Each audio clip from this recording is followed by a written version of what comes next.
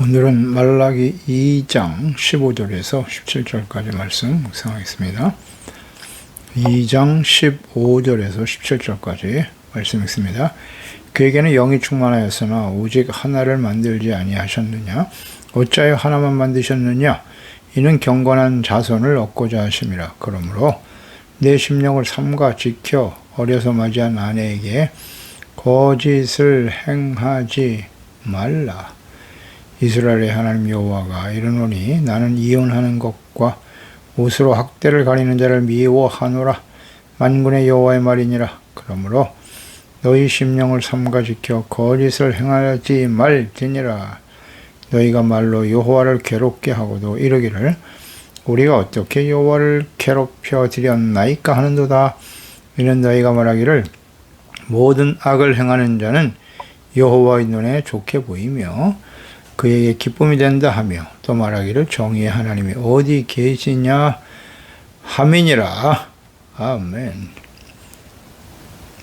이혼을 미워하시는 하나님, 거룩해야 될 제사장들이 이방신을 믿는 여자들과 혼인을 하고 더 나가서 본처인 아내를 버리고 이혼하는 일이 일어났어요.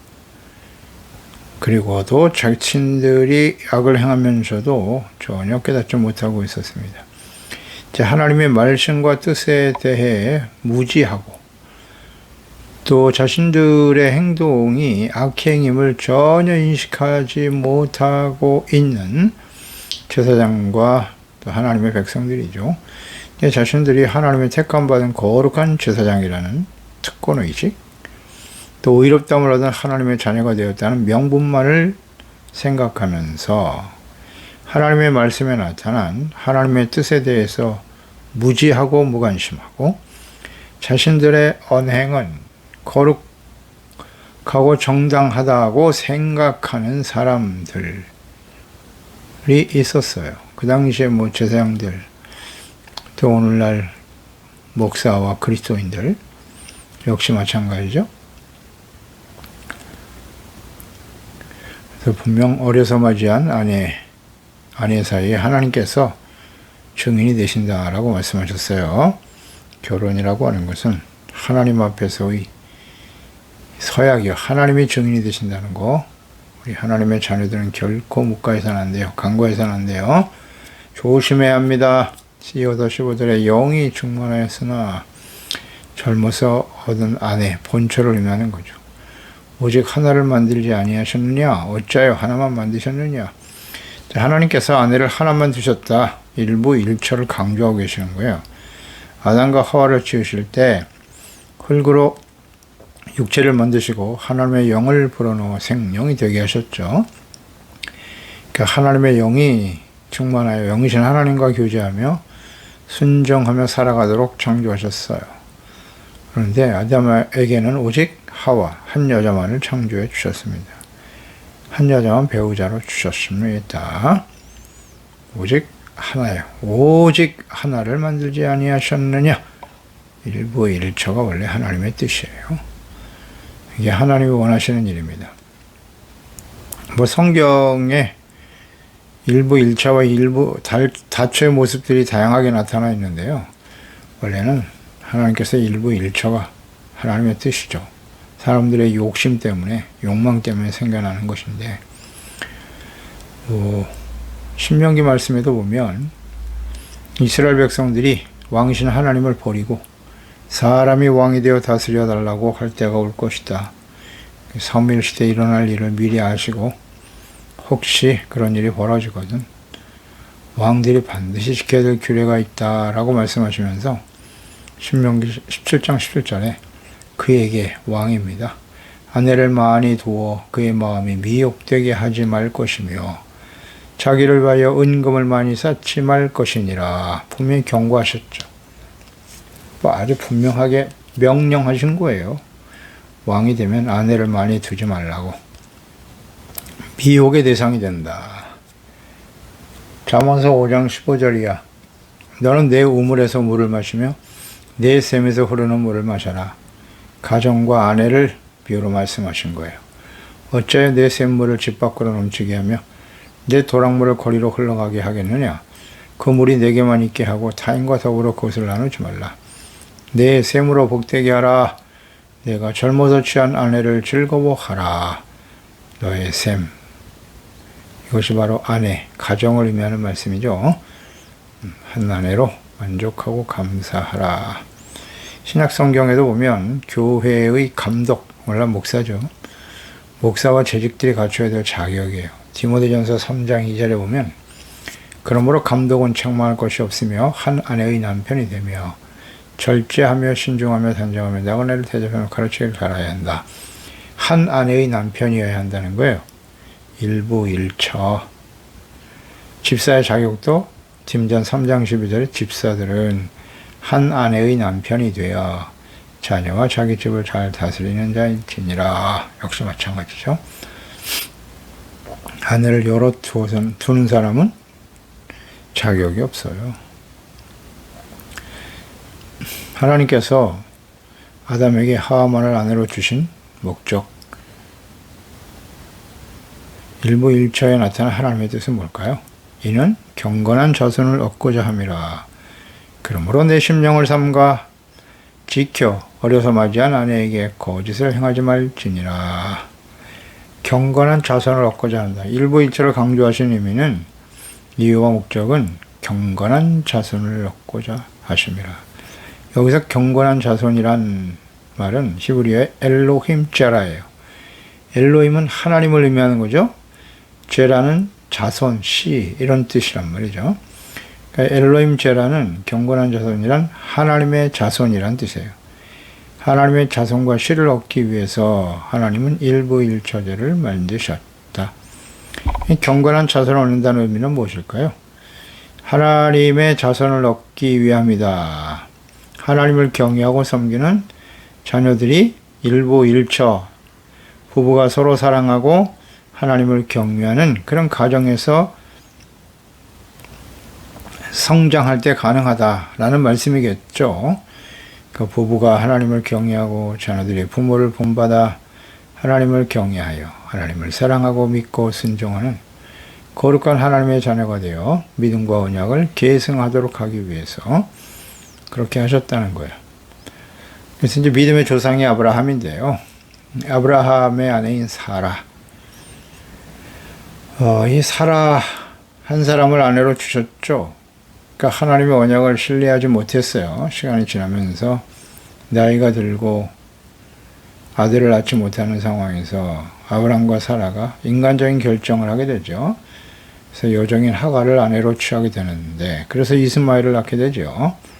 이 일은 결코 하나님께서 기뻐하지 않으셨죠.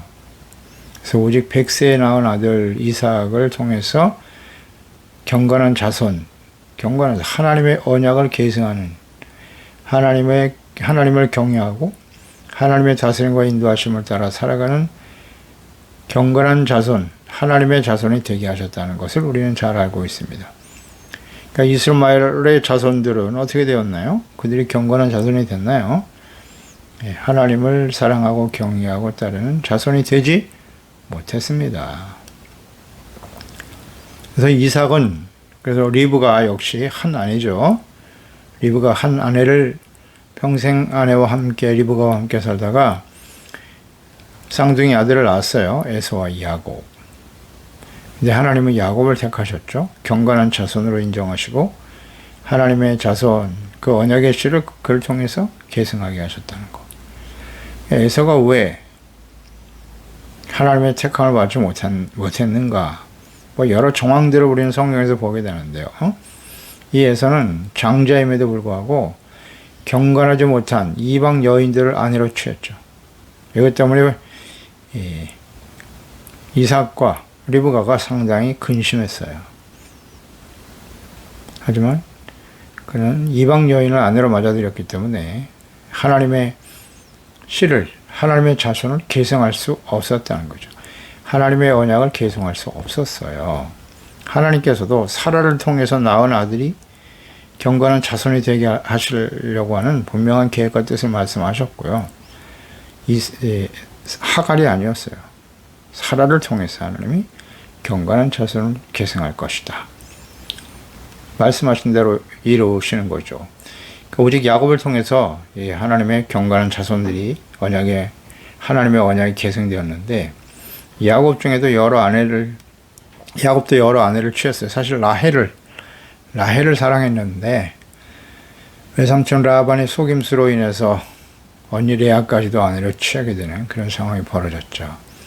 그래서 이제 아들들을 낳게 되었는데, 결국 하나님께서는 라헬이 낳은 아들 요셉을 통해서 그를 하나님의 거룩한 경건한 자손으로 삼으시고 그의 후손을 통해서 하나님의 언약이 계승되어지도록 하셨죠. 또 다윗 역시 여러 아내를 많이 두어 아들을 낳게 돼요. 이게 이제 하나님께서 기뻐하지 않은 일이라는 것을 다윗의 삶을 통해서 우리가 확인할 수 있는 것이거든요. 특히 불의한 방법으로 자신의 왕의 권위로 밧세바를 취하죠. 그래서 남편이 우리아를 모살하는 이런 일들이 벌어졌죠. 이로 인해서 그의 아들들 간에 이복 형제죠. 압살롬이 이복 형인 암논을 죽이는 일이 벌어지죠. 근친상간도 일어나고, 서로 아내가 많고 거기서 나온 아들들이 있었기 때문에 결국 여러 아내를 두었기 때문에 이런 일이 벌어지는 거예요. 그러니까 불의한 방법으로 밧세바를 취한 일로 인해서 가족 상잔의 비극을 맞이하게 되는 거예요. 자녀들이 서로를 죽이는. 그러니까 이들은 경건하지 못한 자손들이죠. 그러니까 하나님께서 그들은 다윗을 이어서 경건한 자손이 될 수 없었다는 거죠. 그래서 하나님이 솔로몬을 지명하셨고, 솔로몬도 시작은 아주 좋았죠. 그런데 솔로몬이 아내를 1000명이나 거느리죠. 결국 그들이 가지고 온 우상숭배로 생을 마감하게 되죠. 그러니까 아내를 많이 둔 것이 실패 원인이었던 거예요. 자신의 욕망이 시키는 대로 다 했다는 거예요.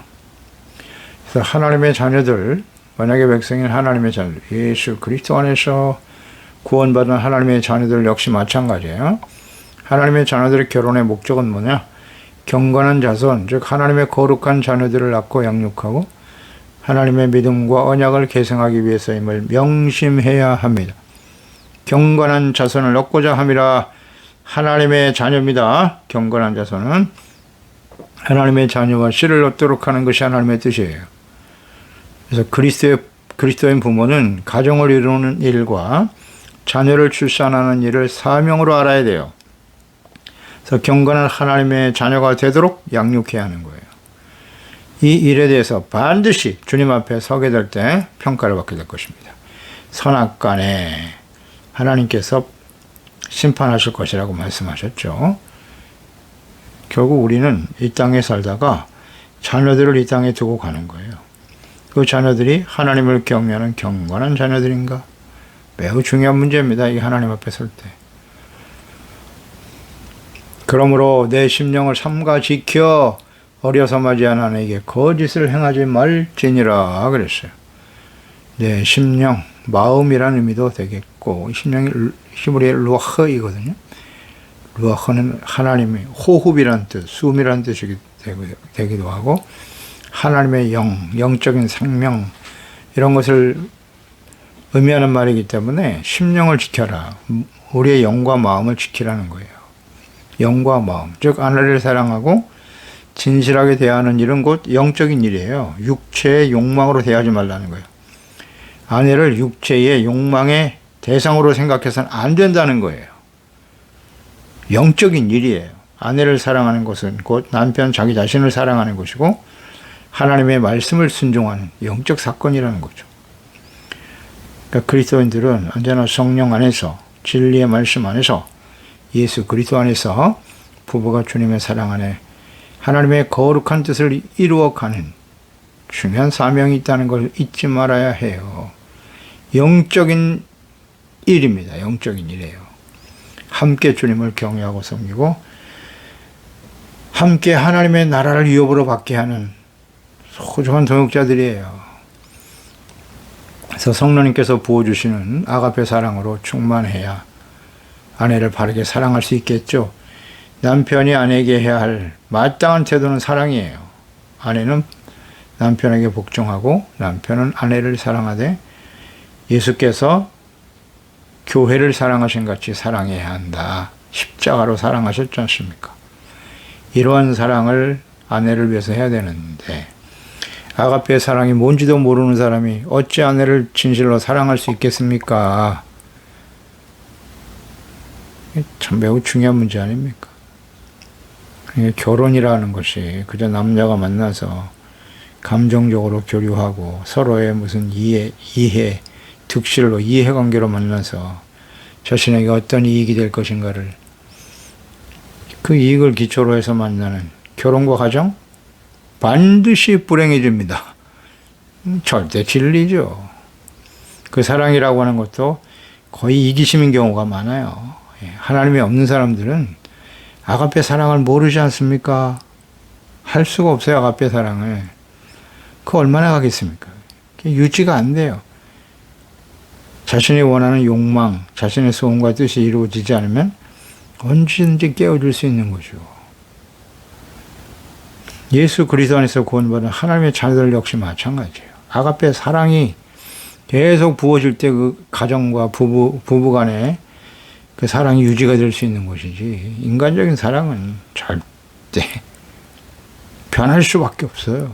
변할 수밖에 없습니다. 영원하지 않아요. 인간적인 사랑은. 에로스 얼마 못 갑니다. 반드시 변해요. 아가페 사랑만이 변하지 않는 진실한 사랑이죠.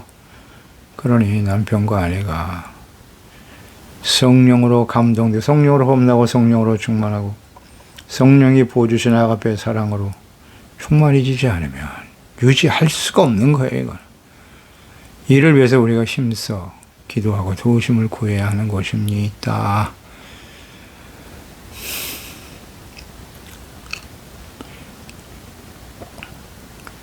심령을 잘 지켜야 돼요. 심령. 성령께서 사랑을 부어주시도록. 그 아내를 사랑해야 하고 거짓을 행하지 말라 그랬어요. 어려서 맞이한 아내에게 거짓을 행하지 말라. 이 거짓이라는 의미는 결혼이라고 하는 것은 하나님께서 증인이 되신다고 하셨어요. 그러니까 하나님 앞에서 서약한 것이란 말이에요. 평생토록 아내와 남편 서로를 사랑할 것이다 라고 서약을 했는데 이것을 행하지 않는 것이 거짓이란 말이죠. 온전히 지키라는 거예요. 인간적인 의지와 노력으로 지킨다는 건 참 힘듭니다. 거의 불가능해요. 오직 성령 안에서 예수 그리스도 안에서만 가능한 일이에요. 16절에 이스라엘 하나님 여호와가 이르노니 나는 이혼하는 것과 옷으로 학대를 가리는 자를 미워하노라. 아주 분명히 말씀하셨네요. 하나님께서 미워하는 일이 있는데 이혼하는 것, 옷으로 학대를 가리는 자 미워하신대요. 하나님께서는 간음한 이외에 이혼하는 일, 이것은 절대 용납하실 수 없다는 거예요. 미워하시는 일이다 라고 말씀하시네요. 그러니까 결혼을 가볍게 여겨서는 안 돼요. 아주 중요한 문제입니다. 결혼은. 깊이 생각하고 또 배우자가 어떤 사람이 되어야 하는가를 신중하게 기도하면서 결정해야 할 일이죠. 예수님 안에서, 믿음 안에서, 하나님의 진리의 말씀 안에 온전히 성령으로 거듭난 하나님의 자녀들이 되어야죠. 남편과 아내가 되어야 한다는 거예요. 이혼은 하나님 미워하신대요. 마태복음 19장 5절 6절 예수께서 말씀하시기를 그러므로 사람이 부모를 떠나 아내에게 아파요 그 둘이 한 몸이 될지니라 하신 것을 읽지 못하느냐. 그런즉 이제 둘이 아니요 한 몸이에요. 그러므로 하나님이 짝져 주신 것을 사람이 나누지 못할지니라. 한 몸이에요. 절대. 한 몸을 자르면 어떻게 되겠어요? 사망이죠. 사망. 이혼해도 멀쩡히 잘 사는데요. 영적으로 사망에 이를 수 있다는 거예요. 한 몸을 나누지 못한다. 이게 하나님의 뜻이에요. 미워하신다고까지 말씀하셨어요. 그래서 이혼은 하나님의 명령을 불순종하는 일이에요. 오늘날 이혼이 일반화되어져 버린 시대에 우리가 살고 있는데요. 그리스도인들 중에도 결혼은 하나님과의 언약이에요. 경건한 가정이 되도록 힘써야 합니다. 결혼은 십자가 지는 거예요. 십자가. 예수님이 십자가로 우리를 사랑하셨죠? 십자가 져야만 남편과 아내가 각자 십자가 지고 주님을 따르는 거예요.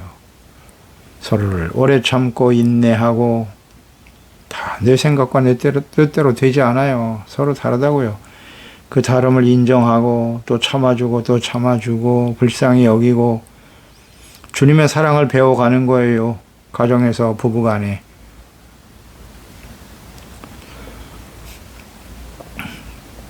이혼하는 것은 하나님이 미워하시는 일입니다. 참 쉽지 않죠. 쉽지 않아요. 십자가 지는 거라고요. 그래서 옷으로 학대를 가리는 자, 아내를 사랑으로 대하지 않고 미워하고 학대하여 혹은 남편의 의미를 다하지 않는 일, 아내를 학대하는 이 죄악을 범하기 때문에 그 악이 마치 그의 옷을 가리우고 있는 것처럼 그의 전 인격을 그것으로 대표한다라는 의미가 되는 거예요. 그러니까 이혼하는 자는 그렇게 큰 학대를 아내에게 행하는 것과 같다라는 의미겠죠. 그러니까 하나님께서는 이혼하는 자와 남편으로서 아내를 사랑하지 않고 학대하며 멸시하여 가정을 불행하게 만드는 자를 미워하십니다. 남편들은 잘 들어야 돼요. 가정들은. 아내를 사랑하지 않고 학대하고 멸시하고 가정을 불행하게 만든다. 이건 악입니다. 악이에요. 하나님 미워하신다고 그랬어요. 가정 이외에 뭐 다른 데서 행복을 추구해 보겠다고요? 이기심과 욕망이고 그건 심각한 죄입니다.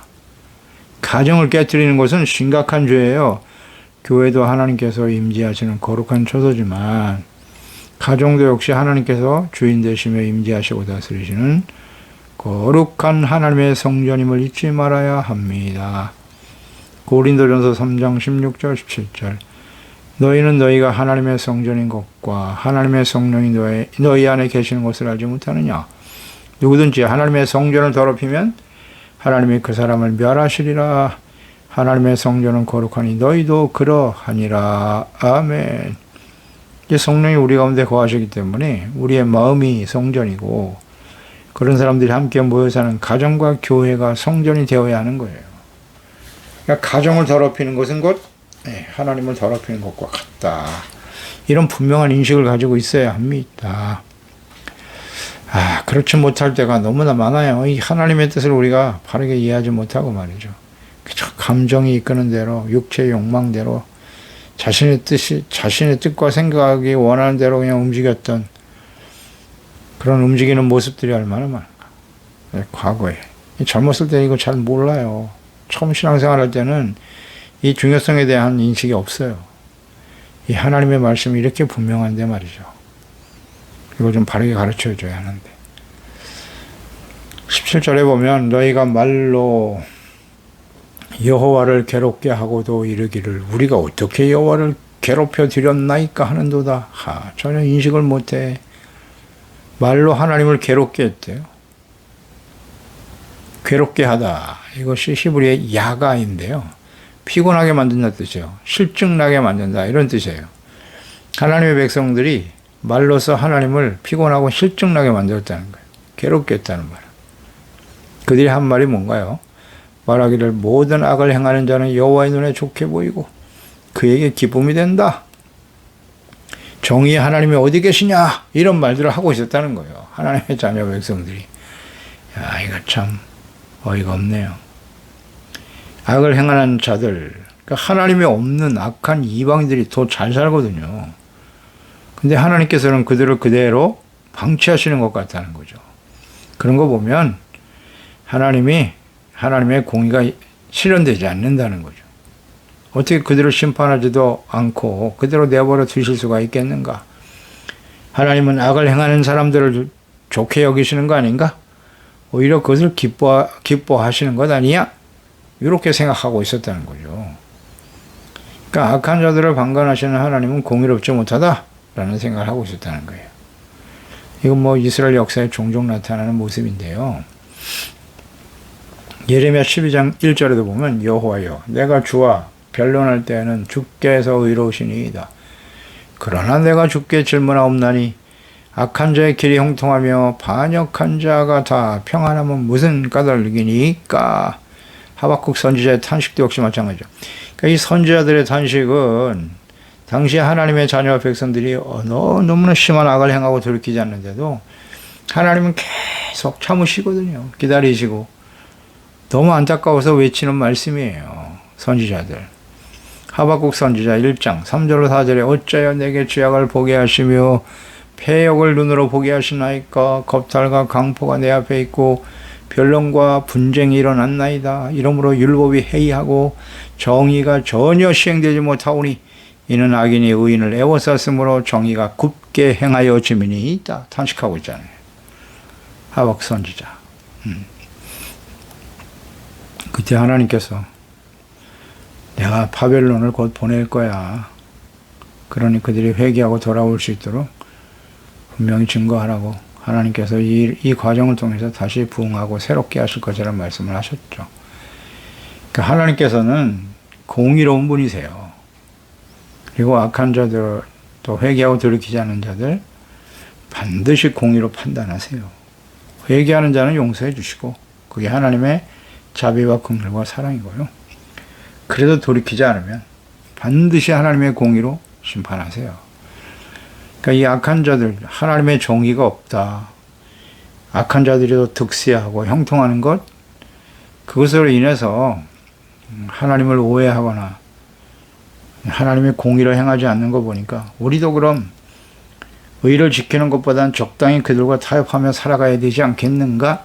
이런 잘못된 생각과 판단과 행동을 하게 된다는데 이게 심각한 문제가 있는 거예요. 이들의 이런 고백 속. 이런 고백과 말들은 하나님을 괴롭게 하는 거예요. 하나님은 공의로우신 분이에요.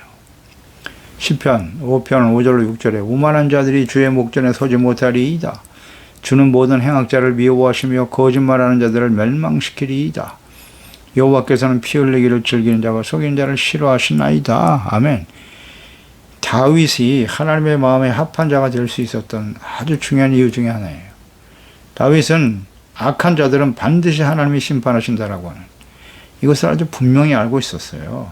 확신하고 있었죠. 시편 1편에도 복 있는 사람은 누구냐? 악인의 길을 따르지 않는 것이고 죄인의 길에 서지 않는 것이고 오만한 자의 자리에 앉지 않는 것이라고 확신이 있었어요. 그러기 위해서는 여호와의 율법을 즐거워해 주야로 묵상하는 자가 되어야 한다. 악한 자는 절대 의인의 회중에 들 수 없다. 악한 자들은 바람에 나는 겨와 같다. 하나님의 심판을 절대 피할 수 없어요. 하나님의 심판을 당할 수밖에 없으니 의인은 오직 하나님이 인정하신다. 확신이 있었죠. 시편 37편 역시 마찬가지. 1절에 악을 행하는 자들 때문에 불평하지 말아라. 불의를 행하는 자들 시기하지 마. 그들은 풀과 같이 속히 배임을 당할 것이고 푸른 채소같이 쇠잔할 것이다. 진실로 악을 행하는 자들은 끊어질 것이나 여호와를 소망하는 자들은 땅을 차지하리로다. 아멘입니다. 여기에 대한 확신이 있어야죠. 그런데 당시에 하나님의 자녀 백성들은 그렇지 않았다. 하나님이 공의가 어디 있느냐? 악을 행하는 자를 하나님께서 그냥 방임하시고 방치하신다? 그러니 우리도 악을 행하자입니까? 이 의식이 바로 하나님을 괴롭게 하는 일이에요. 하나님은 공의로우신 분입니다. 우리 하나님의 자녀와 백성들은 어떤 상황에 놓여 있든지 하나님의 공의의 심판은 반드시 일어납니다. 하나님의 공의는 실현돼요.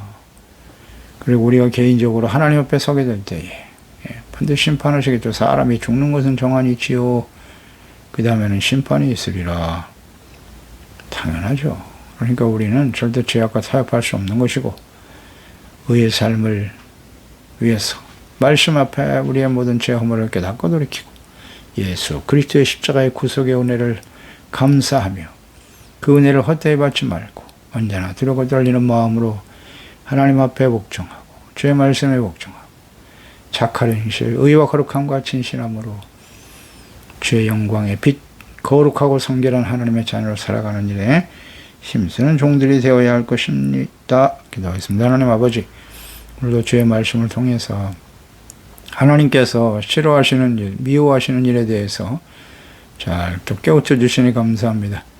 가정은 하나님이 우리의 증인이 되시고 남편과 아내가 주님의 사랑 안에서 서로를 사랑하고 또 존경하고 또 우리 자녀들 거룩한 자손 하나님의 자녀들을 양육하고 세워가는 소중한 하나님의 성전과 같은 곳이에요.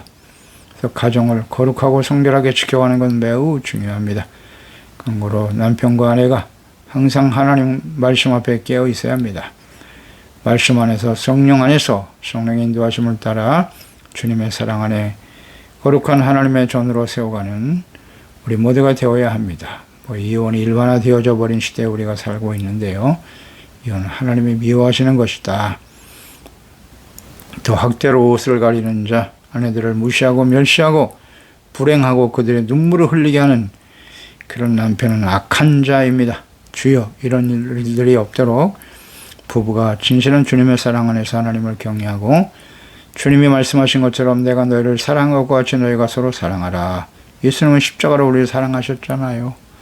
그런 남편과 아내가 진실한 아가페 사랑을 실천해 갈 때 우리 자녀들이 그 안에서 거룩한 자손, 하나님의 자녀, 하나님의 그 약속의 말씀, 또 하나님의 영원한 구원의 언약을 계승하며 이어가는 복된 삶이 되게 하여 주시옵소서. 예수님의 이름으로 기도드립나이다. 아멘.